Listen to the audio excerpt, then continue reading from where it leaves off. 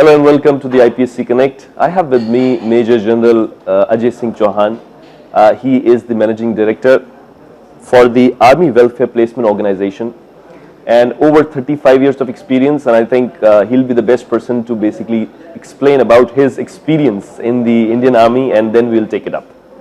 Thank you so much, sir, for joining us. Thank you very much for inviting me. I think, you have already introduced me, and I've put in about 35 years of experience, and India is a very, very diverse kind of a country with diverse terrain. I think one of the finest terrains we have, and I definitely got an opportunity thanks to the Indian Army that I served from the highest point in the Siachen Glacier to, that is the Indra Call to Indra Point.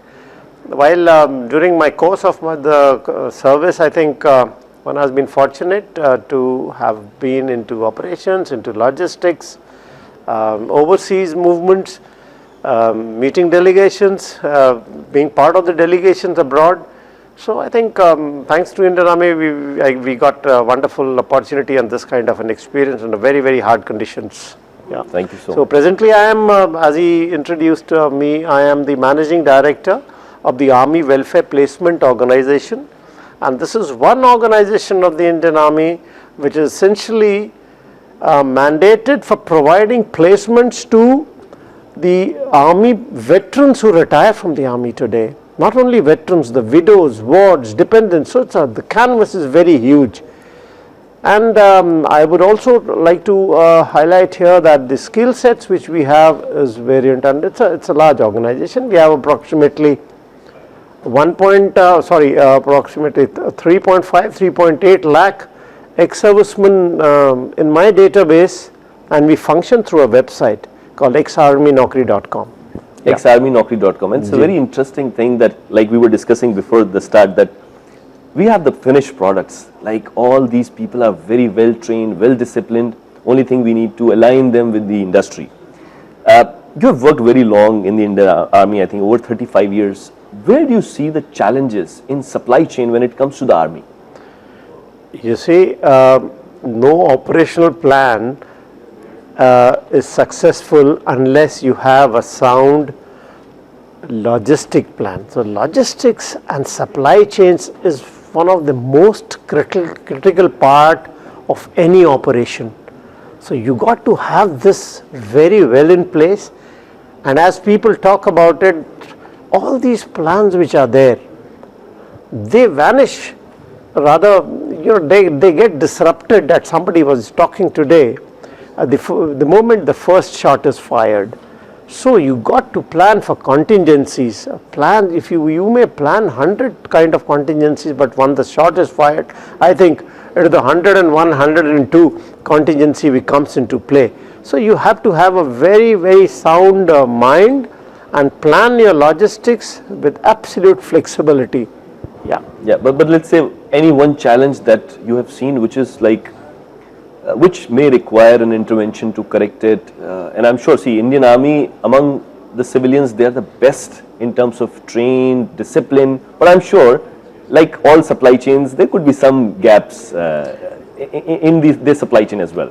Yeah, I would say the movements on the roads, that is traffic management is a major part, because you have to meet the timelines. The ruggedness of the terrain, that is another very, very big challenge. So you have to adopt various other means for transportations. You got to adopt to air transportation, you got to adopt sea transportation, and of course the roads, like especially in the high altitude areas, you get into air maintenances, where even at places, even the vehicles, vehicle walking is also very difficult.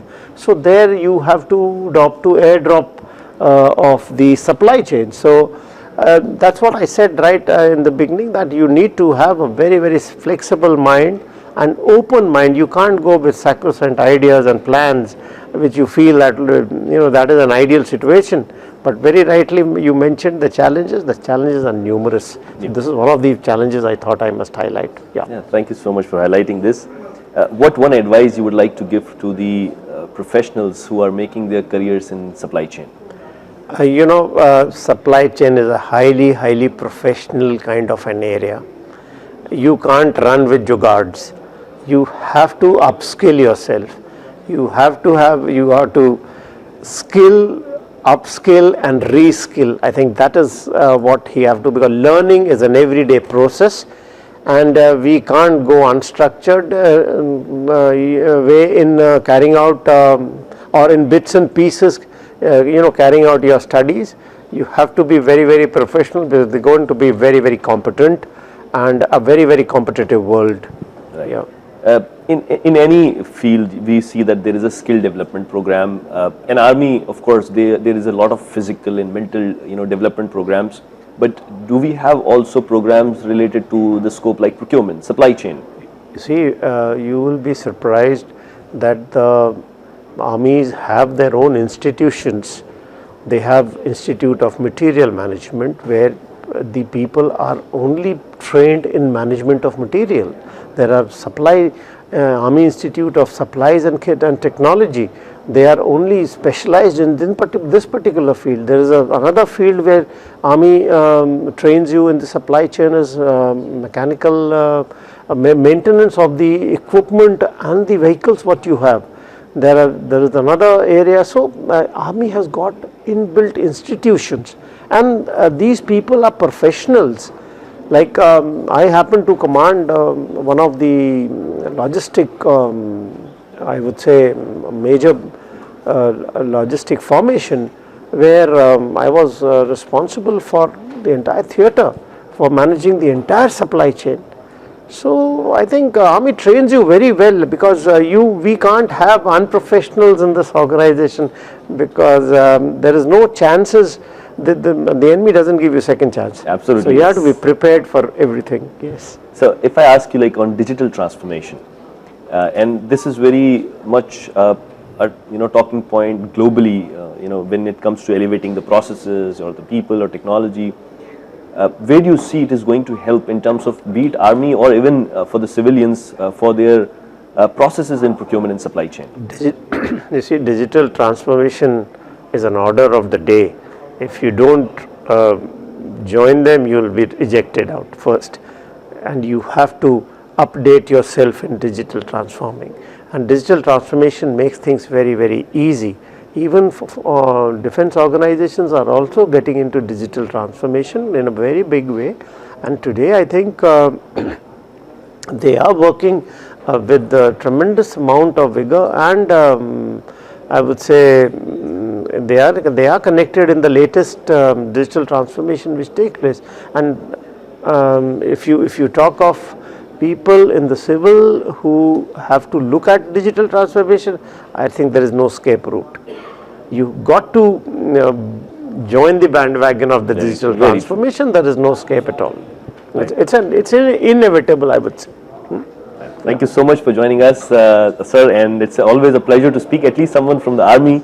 It's our honor. Thank you so much. Thank you very much for inviting me. Thank you very much.